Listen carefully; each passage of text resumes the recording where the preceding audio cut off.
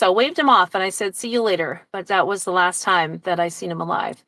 That yeah, he went on over there and he was by himself. So when we did find him and did find that he was pinned under the four-wheeler, then we had to piece, everything together. Like, how did this happen? Especially on such a small hill. Like, what in the world? And so yeah, he was pinned underneath when they and actually our 12-year-old is the one that found him, the one that were closest to each other, because when he got home later in the afternoon, he's the one that found. And so my husband, right off, they flipped it off of him, tried to do CPR, but he had already passed away at that time. He was already gone. And so yeah, the autopsy showed that he died of a broken neck and a broken back. It somehow rolled down the hill, landed on him, and it was but little to no trauma. So with that, when they're saying he died almost instantly with a broken neck, it was little to no trauma, they told us. So that was reassuring. I mean, even in this, like the worst news we could ever have, but already that was kind of something that we kind of clung to, and it's like, okay, so he wasn't really suffering a lot. He wasn't calling for us. He wasn't wondering why we're not coming.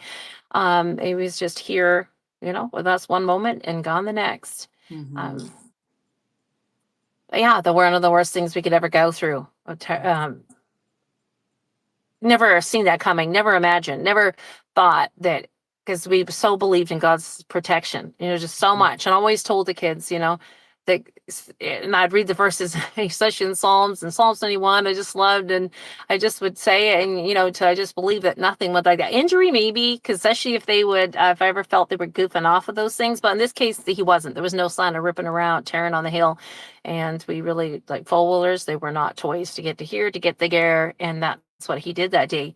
But it just got in the wrong angle, and I believe it was his time to go. And that's how I really had the peace for instantly. I'm like, God, this, he would be here if he was supposed to be here. And I said that, like, this is just moments after his loss, and I'm just like, I know he would be here if he's supposed to be here, and I can feel your peace, and I could feel God's peace like I've never felt before. Like